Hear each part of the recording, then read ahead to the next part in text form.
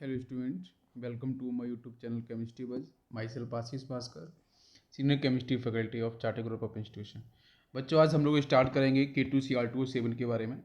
बच्चों हम लोग K1O4 कंप्लीट कर चुके हैं, ठीक है। प्रीवियस लेक्चर के अंदर आप लोग देख सकते हो। नेक्स्ट बच्चों है K2Cr2O7। बच्चों ये भी आपका बेटा ऑक्सीडाइजिंग एजेंट है और बच्चों स्ट्रॉन्ग ऑक्सीडाइजिंग एजेंट कैटेगरी में बच्चों आएगा ये। इसका बच्चों नाम होगा आपका पोटेशियम डाइक्रोमेट, ठीक हो जो पोटेशियम डाइक्रोमेट। तो यहाँ पे मैं K2Cr2O7 के बारे में बताने से पहले कुछ बेसिक इन्फॉर्मेशन आपको मैं देना चाहूँगा। जैसे बच्चों हम बात करते हैं ऑक्सीडाइजिंग पावर की, ठीक है। तो कोई भी गिवन कंपाउंड को हम ऑक्सीडाइजिंग पावर के रिस्पेक्ट में कैसे अरेंज करते हैं इंक्रीजिंग और डिक्रीजिंग ऑर्डर के अंदर। तो देखो बच्चों यहाँ पे एक कॉन्सेप्ट है, oxidising power is directly proportional to oxidation number. Second बच्चों, oxidising power directly proportional to oxidation state, oxidation number and oxidation state. Third point है बच्चों, oxidising power is directly proportional to number of oxygen atom, ठीक है। तो अब मैं बताना चाहूँगा बच्चों फर्स्ट और ये जो आपका सेकेंड है ऑक्सीडेशन स्टेट ऑक्सीडेशन नंबर, इसको बच्चों हमेशा फर्स्ट प्रायोरिटी में रख के सॉल्व करना और डेफिनेटली बच्चों यहाँ से क्वेश्चन आपका सॉल्व हो जाएगा, ठीक है। और थर्ड बच्चों है ये आपका यूनिवर्सल बच्चों कैटेगरी में नहीं आता है, ठीक है। तो ये आप थर्ड रूल्स को आप फॉलो मत करना, ठीक है। हालांकि आपको बहुत सारी बुक्स में नंबर ऑफ ऑक्सीजन एटम को लेके मिलता है लिखा हुआ है, लेकिन आपको हमेशा फॉलो करना है ऑक्सीडेशन नंबर ऑक्सीडेशन स्टेट को। अभी देखो ध्यान से यहाँ पे, जैसे बच्चों मैंने एग्जांपल लिया है KMnO4 एंड K2Cr2O7। जस्ट बच्चों हम लोगों ने KMnO4 इसके पहले पढ़ा हुआ है। तो बच्चों वहाँ पे Mn बच्चों क्या है, सेंट्रल एलिमेंट है। तो बच्चों इसका ऑक्सीडेशन स्टेट बच्चों ऑक्सीजन नंबर बच्चों कितना होता है +7। K2Cr2O7 का बच्चों ऑक्सीडेशन नंबर कितना होता है बच्चों +6। आप निकाल सकते हो बच्चों यहाँ से आपका 2K+, राइट। ये बच्चों कैटाइन मिलेगा। एनाइन बच्चों क्या मिलेगा, Cr2O7 -2 मिलेगा, राइट। यहाँ से बच्चों आप क्रोमियम का निकाल सकते हो 2 × x = 2 × x + 14, राइट, और इक्वल टू -2 होगा। और बच्चों -14 को बेटा हम उधर शिफ्ट करेंगे बिकॉज बेटा -14 कैसे बच्चों बना, ऑप्शन का -2 × 7 बेटा आपका ऑप्शन एटम है। तो बच्चों यहाँ से आपका +14 -2 बेटा आपका 12 आएगा। 12/2 बच्चों करेंगे 2x बेटा ले रहे हैं हम यहाँ पे बेटा, x आपका क्रोमियम का ऑक्सीडेशन होगा तो आपका +6 आ जाएगा। अभी इन दोनों में से बच्चों किसका ऑक्सीडेशन स्टेट बच्चों सेंट्रल एलिमेंट का मैक्सिमम है, तो डेफिनेटली बच्चों एमरो +7 है और बच्चों यहाँ पे K2Cr2O7 के अंदर क्रोमियम का कितना है, +6 है। तो इसका मतलब बच्चों KMnO4 आपका बच्चों बेटर ऑक्सीडाइजिंग पावर को रिप्रेजेंट करेगा। क्लियर है, ऑक्सीडाइजिंग पावर। नेक्स्ट देखो बच्चों एग्जांपल एक ले रहे हैं HNO3 एंड HNO2। तो यहाँ बच्चों फिर से निकालेंगे सेंट्रल एलिमेंट। बच्चों यहाँ पे नाइट्रोजन HNO3 में, HNO2 के अंदर भी बच्चों नाइट्रोजन है सेंट्रल एलिमेंट। तो सेंट्रल एलिमेंट का बच्चों यहाँ पे कितना आता है +5 ऑक्सीडेशन नंबर, और बच्चों यहाँ पे आपके नाइट्रोजन का बच्चों कितना आता है +3 आता है। कैसे निकालना है बच्चों, यहाँ बच्चों इसको डिसोशिएट कर दो H+ आयन के अंदर और एनाइन आपको मिलेगा NO2 -1। इसको बच्चों हम लोग सॉल्व करेंगे तो यहाँ से आपका बेटा ऑक्सीजन आपका 2 × -2 -4 उधर बच्चों +4 हो जाएगा। +4 बच्चों -1 करेंगे तो +3 आपको मिल जाएगा। क्या मेरी बात समझ में आई बच्चों, क्लियर है। तो बच्चों देखो +5 is bigger value as compare to +3। तो डेफिनेटली बच्चों HNO3 का जो ऑक्सीडाइजिंग पावर होगा वो बच्चों आपका HNO2 से क्या होगा, अधिक होगा, ठीक है। बात समझ में आ रही है बच्चों, ओके। यहाँ बच्चों क्रोमियम का एक कंपाउंड बच्चों में जब आपको इक्विवेलेंट कॉन्सेप्ट और रिडॉक्स कॉन्सेप्ट जब बच्चों में डिस्कस कर रहा था, तो रिडॉक्स कॉन्सेप्ट के अंदर बच्चों मैंने आपको इस कंपाउंड को बहुत ही क्लियर तरीके से बच्चों में स्टार किया हुआ था CrO5, है ना। ये बच्चों होता है पर क्रोमेट ब्लू, है ना। बटरफ्लाई स्ट्रक्चर बच्चों पता है आप लोगों को, CrO5। तो देखो बच्चों यहाँ पे कैसे बनेगा इसका बेटा स्ट्रक्चर। यहाँ बच्चों आपका जो CrO5 है, यहाँ से बच्चों हम लोग कैसे समझते हैं बच्चों ध्यान से देखना। यहाँ आपका हो जाएगा क्रोमियम का x = बेटा ऑक्सीजन के लिए कितना होगा बेटा -2, यहाँ पे -2 × 5 -10 होगा, उधर बच्चों +10। अब मेरे को आप ये बताओ क्या बच्चों क्रोमियम का ऑक्सीडेशन नंबर 10 हो सकता है, +10 हो सकता है। तो आपका आंसर होगा बच्चों नो। क्यों, क्योंकि बच्चों क्रोमियम का मैक्सिमम ऑक्सीडेशन नंबर +6 ही होता है, +10 होता ही नहीं है। तो भाई जब +6 बच्चों क्रोमियम का मैक्सिमम ऑक्सीडेशन नंबर बच्चों कितना है, +6 है। भाई +6 से ऊपर नहीं जा सकते, तो +10 बच्चों कैसे पॉसिबल हुआ। तो यहाँ पे कॉन्सेप्ट मैंने बताया था कि अगर बच्चों किसी भी पर्टिकुलर सेंट्रल एलिमेंट का ऑक्सीडेशन नंबर जितना आपका इक्वेशन मेथड से निकल के आ रहा है, यहाँ बच्चों +10 आ रहा है, ध्यान से देखो बच्चों। तो जो आपके इक्वेशन मेथड से जो बच्चों ऑक्सीडेशन नंबर आता है सेंट्रल एलिमेंट का, अगर बच्चों वो ऑक्सीडेशन नंबर की जो वैल्यू है, अगर वो बच्चों आपकी मैक्सिमम ऑक्सीडेशन नंबर उसी सेम एलिमेंट का, बेटा क्रोमियम कितना है बच्चों +6 है ना, तो बेटा आपका ये डी ब्लॉक एलिमेंट है, तो यहाँ बच्चों इसका +6 है। अब +6 बच्चों आपका इसका मैक्सिमम ऑक्सीडेशन नंबर है, तो +6 से बच्चों अधिक आ रहा है +10, तो ये क्या बता रहा है, ये बच्चों ये बता रहा है कि यहाँ बच्चों आपका परऑक्साइड लिंकेज प्रेजेंट है। बच्चों कौन सा लिंकेज प्रेजेंट है, परऑक्साइड या बेटा आपका परऑक्सी, है ना, परऑक्सी लिंकेज आपका प्रेजेंट है। बात मेरी समझ में आ रही है। तो एक इन्फॉर्मेशन बच्चों यहाँ से मिलती है कि डेफिनेटली बच्चों हमारा जो CrO5 होगा उसके पास परऑक्साइड लिंकेज प्रेजेंट है।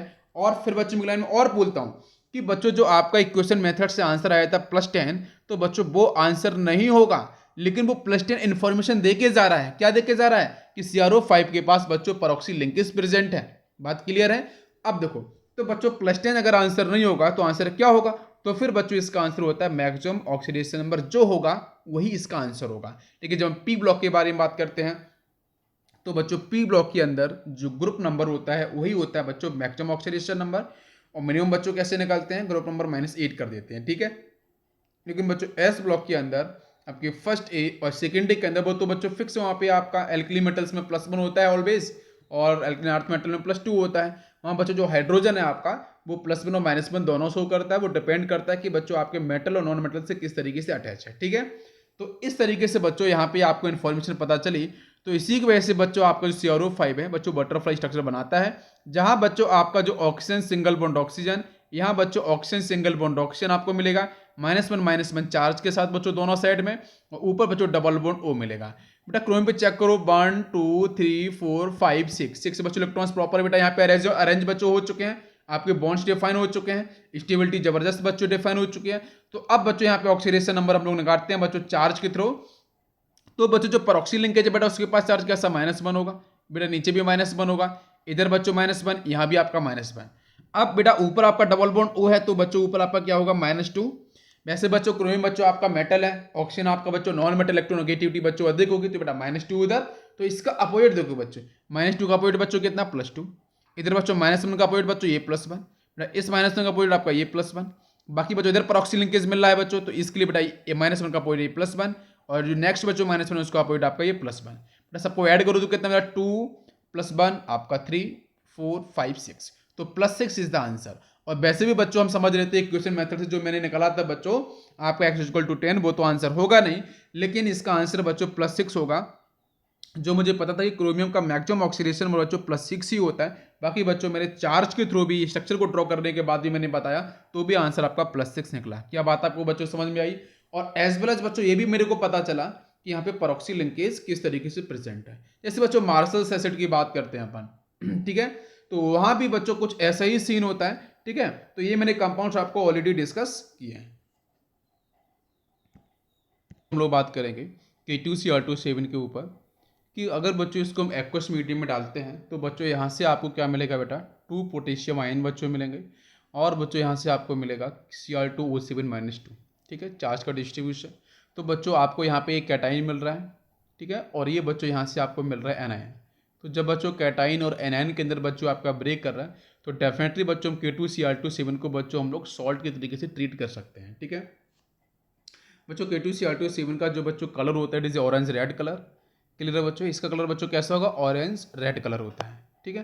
तो अब बच्चों यहाँ पे आप बेटा Cr2O7-2 बच्चों मैंने यहाँ पे डिसोशिएट कर दिया एनाइन, तो बच्चों यहाँ पे इसका ऑक्सीडेशन नंबर बच्चों आप निकाल सकते हो 2 × x for the chromium plus 7 × -2 for the oxygen equal to बेटा चार्ज जितना है ऊपर बच्चों वो आपका इधर आ जाएगा इक्वल के इधर -2।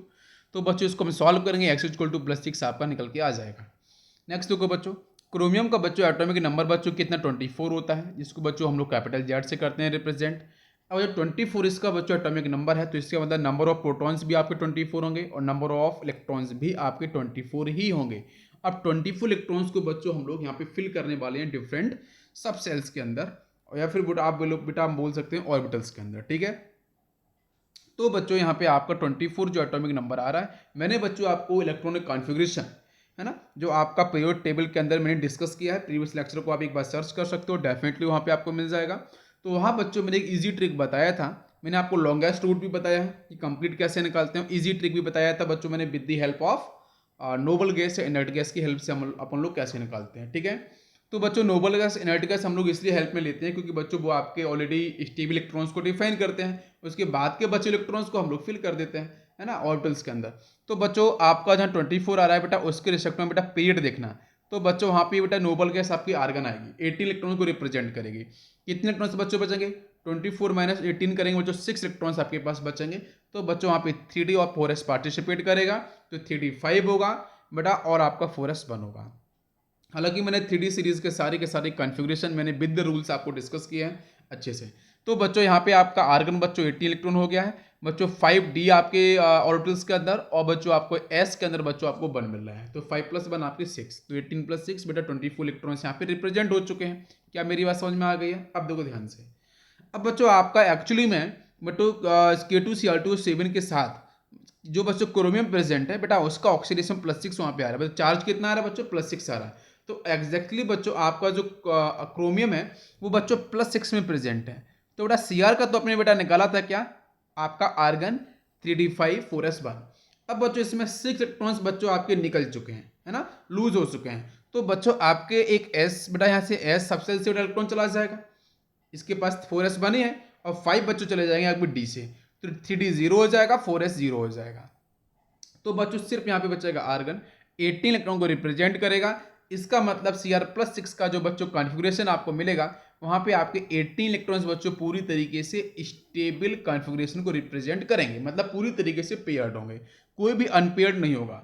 जब बच्चों किसी भी स्पीसीज या सेंट्रल एटम के साथ जब इलेक्ट्रॉनिक कॉन्फ़िगरेशन निकालते हैं, अगर बच्चों वहाँ पे इलेक्ट्रॉन्स अनपेयर्ड नहीं मिल रहे हैं, पूरे पेयर्ड हैं, तो डेफिनेटली बच्चों उसको हम बोलते हैं डायमैग्नेटिक, जहाँ बच्चों कोई भी कलर आपको नहीं मिलेगा। सेकेंड देखो बच्चों, यहाँ बच्चों एक पॉइंट आता है डी ट्रांजिशन। तो बच्चों डी के पास तो बच्चों यहाँ पे क्या है, 3d के पास बच्चों क्या है, 0 इलेक्ट्रॉन्स है। जब डी के पास इलेक्ट्रॉन्स ही नहीं है, तो बच्चों यहाँ पे आपका एनर्जी, जो भी एनर्जी होगा उसको एब्सॉर्ब करने के लिए डी के पास जब इलेक्ट्रॉन्स है ही नहीं बच्चों, नहीं प्रेजेंट, डी के पास कहाँ इलेक्ट्रॉन्स है, नहीं है, डी आपका 0 हो रहा है। तो इस केस में बच्चों आपके कोई भी आपका ट्रांजिशन नहीं होगा। और जब बच्चों कोई ट्रांजिशन नहीं होगा, मतलब लोअर एनर्जी सेल से इलेक्ट्रॉन्स हाई एनर्जी सेल्स में नहीं जाएंगे। और हाई एनर्जी सेल में इलेक्ट्रॉन्स बेटा कब पहुंचते हैं, जब आप एनर्जी को सप्लाई करते हो लोअर एनर्जी इलेक्ट्रॉन्स को। तो बेटा जब हाई एनर्जी आपके सेल से इलेक्ट्रॉन बच्चों वापस मूव करेंगे लोअर एनर्जी सेल के अंदर स्टेबिलिटी गेन करने के लिए, तो उसमें बच्चों विजुअल रीजन की रेडिएशंस को इमिट करते हैं, और डेफिनेटली बच्चों वहां पे आपको कलर डिफाइन हो जाता है। क्लियर है? तो बच्चों आपका ना ही डी ट्रांजिशन होगा, नहीं बच्चों इसके पास आपके अनपेयर्ड इलेक्ट्रॉन्स प्रेजेंट हैं, नो कलर। बट इसका बच्चों कलर मैं पहले ही बता चुका हूं कि बच्चों ऑरेंज रेड कलर होता है। तो ऑरेंज रेड कलर के बच्चों पीछे रीजन क्या है कि बच्चों यहाँ पे कलर मिलता है, but colour due to charge transfer method. Charge transfer method के थ्रू बच्चों यहाँ पे आपको मिलता है कलर। जैसे बच्चों केमोनोफोर के बारे में मैंने डिस्कस किया था बच्चों, एग्जैक्टली बच्चों K2Cr2O7 के बारे में भी आपका सेम थ्योरम बच्चों, सेम आपका मेथड काम करता है, चार्ज ट्रांसफर मेथड। तो चलते हैं बच्चों इस पॉइंट को समझने के लिए। ओके ये स्टूडेंट्स, तो बच्चों यहाँ पे हम लोग एक क्वेश्चन देखेंगे कलर को लेके, why chromophore K2Cr2O7 and K2Cr4 shows the colour. ठीक है, ये बच्चों कलर शोज क्यों करते हैं, है ना। और इसका बच्चों हम लोगों ने इलेक्ट्रॉनिक कॉन्फ़िगरेशन, चाहे बच्चों क्रोमियम हो चाहे बच्चों आपका मैग्नीज हो, ठीक है। तो बच्चों मैग्नीज का बच्चों आपको केमोनोफोर के बारे में जब मैं बता रहा था, तो वहाँ बच्चों मैंने बताया था इसका ऑक्सीडेशन नंबर बच्चों +7 बेटा कैसा होता है, मैक्सिमम होता है। और बच्चों मैं जब क्रोमियम के बारे में बात करता हूँ, तो बच्चों +6 आपके क्रोमियम का भी बच्चों मैक्सिमम होता है, मतलब बच्चों ये भी मैक्सिमम होगा। और यहाँ देखो बच्चों, आपका फर्स्ट कंपाउंड है, फर्स्ट कंपाउंड के साथ अगर बच्चों मैं बताना चाहूँ तो यहाँ पे आपको मिलेगा Mn+7। तो इसका बच्चों मैंने कॉन्फ़िगरेशन डिस्कस किया था, जहाँ बच्चों आपको मिला था 3d0, पता है बच्चों 3d0 मैंने डिस्कस किया था जिस प्रीवियस लेक्चर के अंदर। तो बच्चों यहाँ पे आपका इलेक्ट्रॉन्स, कहीं भी इलेक्ट्रॉन्स बच्चों आपके अनपेयर्ड नहीं है, कोई भी डी ट्रांजिशन नहीं होगा। फिर भी बच्चों इसका पर्पल कलर जो आपको मिलता है केमोनोफोर का, पोटेशियम परमैंगनेट का, तो बच्चों उसके पीछे रीजन मैंने बताया था बच्चों क्या, चार्ज ट्रांसफर मेथड। ठीक है बेटा, यहाँ पे दो मेथड होते हैं बच्चों, लिगेंड टू चार्ज ट्रांसफर, यहाँ बच्चों लिख सकते हैं ligand to metal charge transfer, और बच्चों सेकेंड होता है आपका metal to ligand charge transfer. ये दोनों ही बच्चों में कोऑर्डिनेशन कंपाउंड के अंदर मैं प्रॉपर इसको एक्सप्लेन करूँगा। तो बच्चों यहाँ पे चार्ज ट्रांसफर के बारे में मैंने आइडिया आपको दिया था, मैं फिर से आपको दे रहा हूँ यहाँ पे। एक्चुअली बच्चों क्या हो रहा है कि आप देखो बच्चों, स्ट्रक्चर में ध्यान से देखना। तो बच्चों ये आपका जो पोटेशियम है, जो इम्यूनोफोर के अंदर बेटा इस पर चार्ज कैसा आएगा, पॉजिटिव चार्ज, और बेटा ऑक्सीजन पे यहाँ पे क्या आएगा बच्चों, नेगेटिव चार्ज। क्यों? बिकॉज डिफरेंस इन इलेक्ट्रोनेगेटिविटी बच्चों पोटेशियम इलेक्ट्रॉन्स को आसानी से रिलीज करेगा। तो कहीं ना कहीं बच्चों आपका जो ऑक्सीजन अटैच है बच्चों पोटेशियम एटम के साथ, तो बच्चों ऑक्सीजन के पास बच्चों क्या आएगा, नेगेटिव चार्ज आ जाएगा, जहाँ बच्चों पोटेशियम अपने इलेक्ट्रॉन्स को बच्चों रिलीज करेगा ऑक्सीजन की तरफ। अब बच्चों ऑक्सीजन के पास जो नेगेटिव चार्ज आ रहा है वो बच्चों किसके इलेक्ट्रॉन है, बच्चों पोटेशियम का है। तो कहीं ना कहीं वो बच्चों जो इलेक्ट्रॉन होगा बच्चों रेजोनेंस करेगा। तो बेटा रेजोनेंस करने पे बेटा ये आपका पाई इधर जाएगा। भाई मोबिलिटी की बात करते हैं तो पाई इलेक्ट्रॉन्स और नेगेटिव चार्ज जब बच्चों अल्टरनेट पोजीशन पे कंजुगेशन के अंदर बच्चों रेजोनेंस में आ जाते हैं, तो उस केस में बच्चों आपका पॉइंट क्या होता है कि नेगेटिव चार्ज की मोबिलिटी अधिक होती है पाई इलेक्ट्रॉन से या पाई बॉन्ड से। तो इसका मतलब बच्चों नेगेटिव चार्ज बच्चों आपके पाई इलेक्ट्रॉन्स को पुश करेगा, है ना। तो पाई इलेक्ट्रॉन्स बच्चों पहले मूव कर जाएगा बच्चों एमएन से, तो एमएन बच्चों जैसे ही वेकेंट होगा तो फिर बच्चों नेगेटिव चार्ज यहाँ पे आपका मूव कर जाएगा। तो भाई जहाँ पे नेगेटिव था single bond MN single bond O minus था, तो बच्चों यहाँ पे एमएन डबल बॉन्ड ओ बन जाएगा। भाई पोटेशियम तो बाहर जा चुका है बच्चों आपके सॉल्वेंट के अंदर। तो जहाँ बच्चों अब यहाँ पे बच्चों क्या होगा, डबल बॉन्ड ओ था बच्चों, वहाँ पे नेगेटिव चार्ज आएगा। अब ये नेगेटिव बच्चों तो यहाँ पे आपका रेजोनेंस कर जाएगा। भाई देखो नेगेटिव चार्ज सिंगल बॉन्ड होगा बच्चों, डबल बॉन्ड होगा, तो बच्चों यहाँ पे नेगेटिव आ जाएगा। फिर ये नेगेटिव बच्चों इसके साथ रेजोनेंस कर जाएगा। तो बच्चों टोटल आपके 4 बनेंगे, रेजोनेटिंग स्ट्रक्चर्स बनेंगे। तो मतलब यहाँ पे स्टेबिलिटी तो अपन को प्रॉपर दिख रही है, लेकिन एक्चुअली बच्चों जो एमएन आपका यहाँ पे +7 में था वो +7 में नहीं रहा। उसने बच्चों क्या किया, उसने सिंगल इलेक्ट्रॉन्स जो बच्चों पोटेशियम एटम का था बच्चों उसने एब्जॉर्ब किया है, कहीं ना कहीं उसकी तरफ मूव किया है। जब उसकी तरफ मूव किया है तो बच्चों एमएन +7 में ना रह के, तो एक्चुअली बच्चों एमएन बच्चों किस में मिलेगा, एमएन आपको +6 के अंदर मिलेगा। जब एमएन बच्चों +6 में मिलेगा तो आप ध्यान से सुनना बच्चों, मैं बोल रहा हूँ चार्ज ट्रांसफर। तो बच्चों यहाँ पे आपके ऑक्सीजन के पास जो नेगेटिव चार्ज था वो बच्चों ट्रांसफर हुआ है किधर, बच्चों एमएन की तरफ।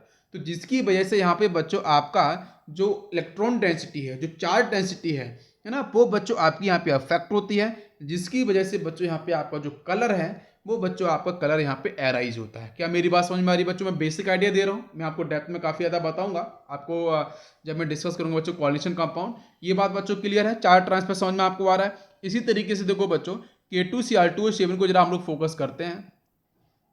तो K2Cr2O7 के अंदर बच्चों जो आपका सेंट्रल एलिमेंट है बच्चों क्रोमियम, दिख रहा है आपको। तो बच्चों क्रोमियम का बच्चों मैक्सिमम ऑक्सीडेशन बच्चों यहाँ पे कितना आता है, +6।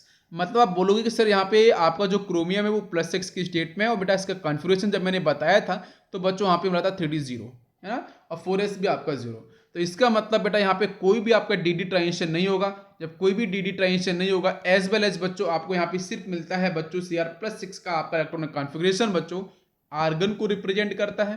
तो इसका मतलब 18 इलेक्ट्रॉन्स बच्चों पूरी तरीके से पेयर्ड है, कोई भी कलर आपको नहीं मिलेगा। बात फिनिश हो गई। दोनों रीजन बच्चों क्लियर है, नहीं dd ट्रांजिशन ना ही बच्चों यहाँ पे कोई भी इलेक्ट्रॉन्स अनपेयर्ड है, कोई कलर नहीं। लेकिन कलर होता है तो क्यों होता है, उसके पीछे बच्चों रीजन आपको मैं वही लाइन बोलूंगा, चार्ज ट्रांसफर। तो कैसे बच्चों, यहाँ देखो बच्चों ध्यान से, बेटा ये जो पोटेशियम बच्चों इस पर चार्ज कैसा आएगा, आपका पॉजिटिव आएगा, इलेक्ट्रो पॉजिटिव है बेटा, आपके ऑक्सीजन पे कैसा आएगा, नेगेटिव।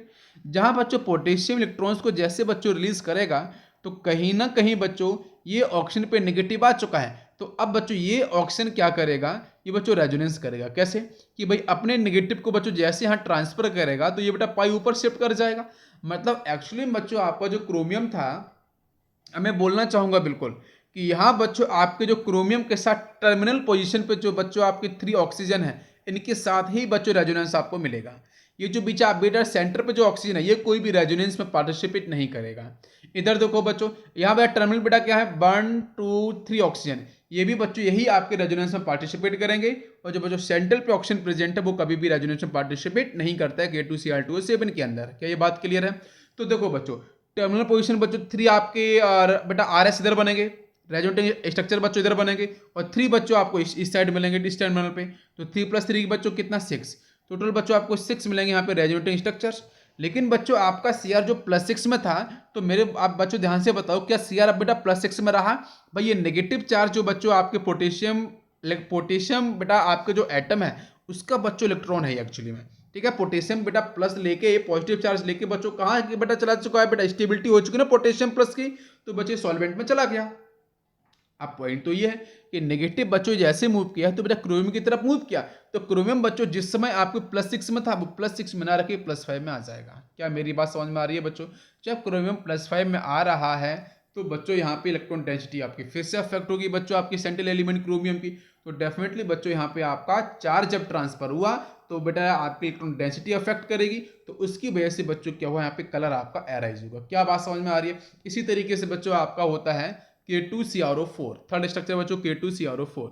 यहाँ बच्चों सेम रूल्स वही फॉलो होगा बच्चों, +6 बच्चों यहाँ पे ऑक्सीडेशन नंबर है, मैक्सिमम बच्चों क्रोमियम की ऑक्सीडेशन +6 ही होती है, तो बच्चों कॉन्फिगरेशन आपका 3D0 होगा, तो नो डी ट्रांजिशन।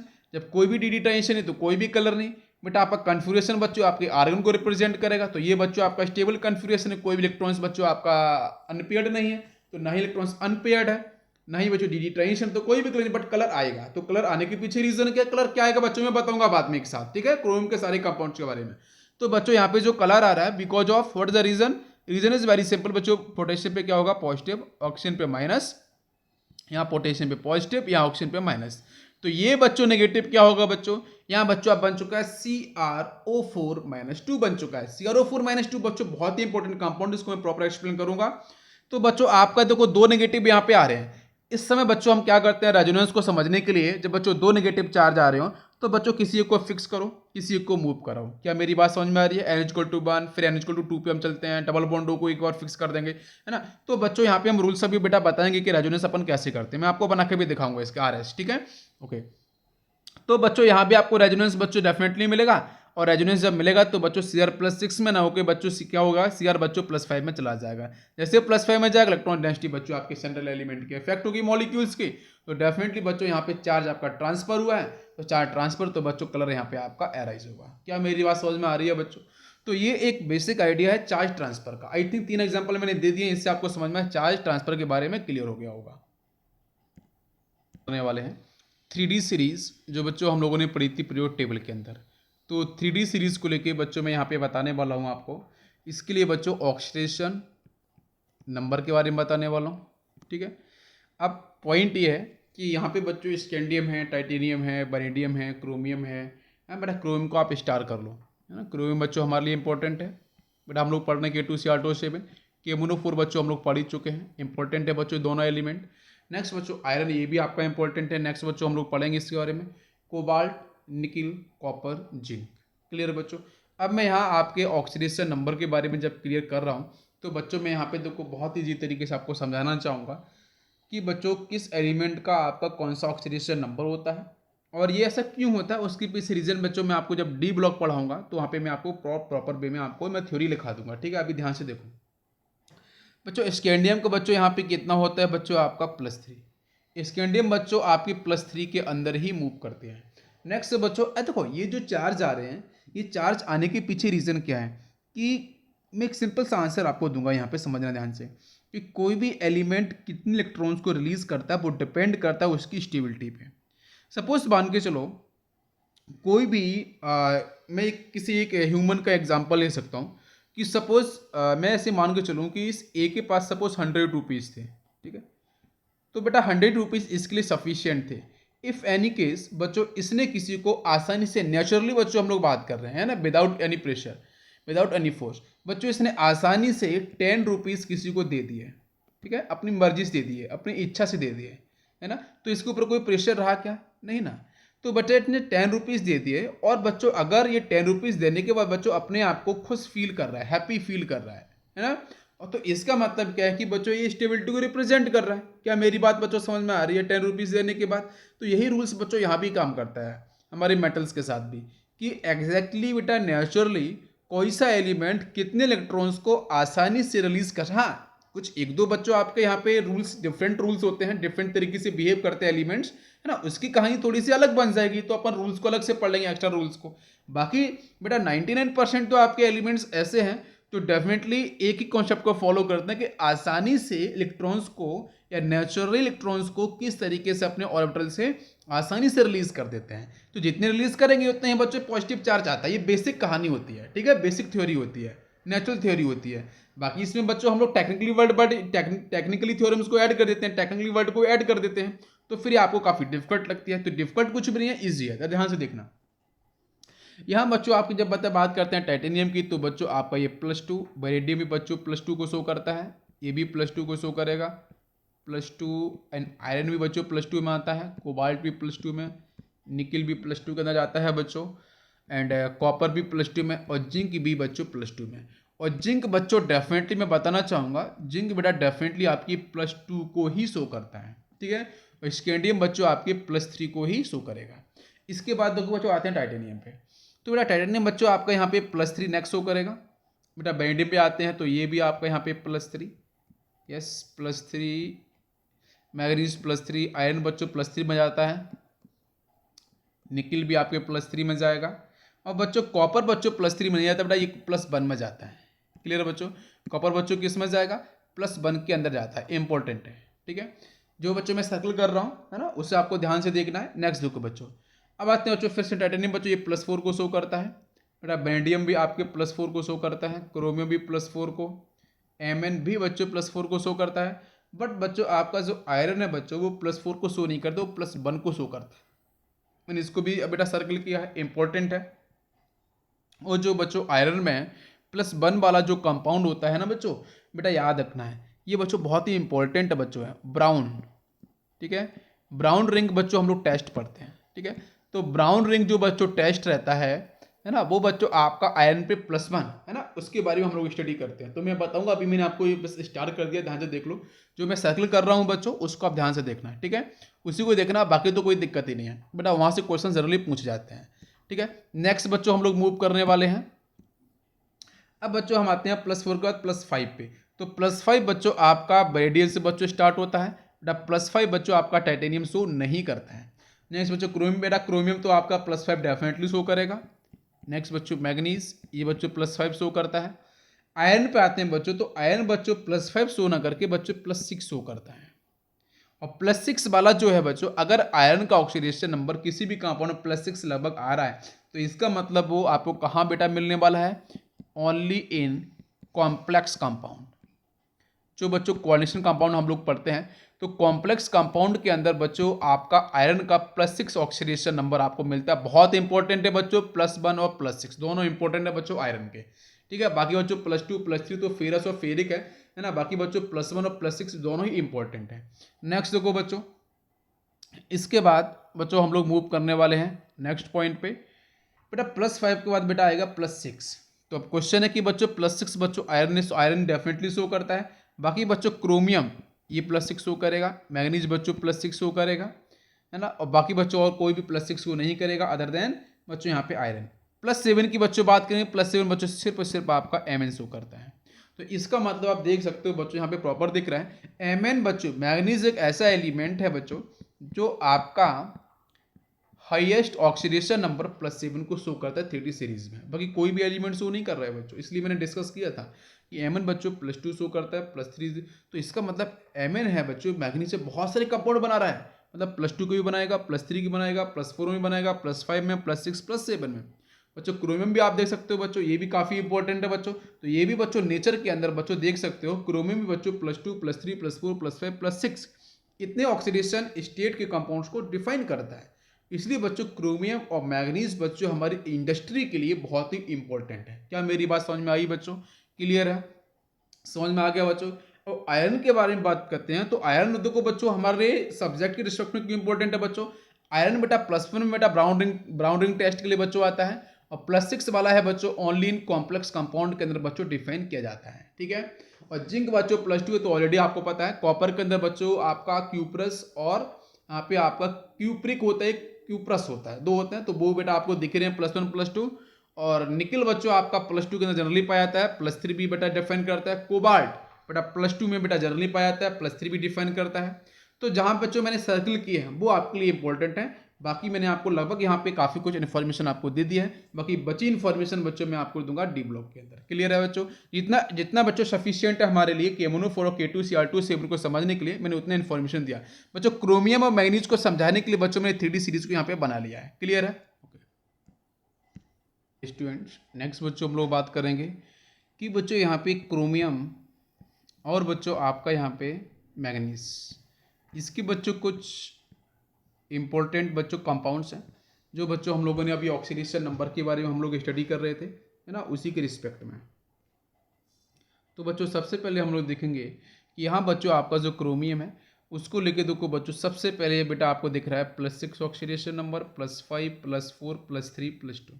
बच्चों +6 के अंदर बेटा यहाँ पे कुछ मैं स्पेसिफाइड में आपको कंपाउंड ही बता रहा हूँ, यहाँ से क्वेश्चंस बच्चों बार बार आते हैं और बहुत ही इंपॉर्टेंट है बच्चों। से कलर्स क्या क्या होते हैं ये भी मैं आपको बताऊंगा। पहले बच्चों देख लो कौन कौन से कंपाउंड्स हैं, किस तरीके, एक बार आपको आइडिया हो जाएगा, ठीक है। देखने के साथ 2-3 बार देखोगे तो आपको आइडिया डेफिनेटली हो जाए। इंपॉर्टेंट कंपाउंड्स हैं बच्चों। तो बेटा +6 की बच्चों बात करते हैं तो यहाँ पे आपको मिलता है CrO3 और बच्चों K2Cr2O7 का भी आपका +6 ही होता है।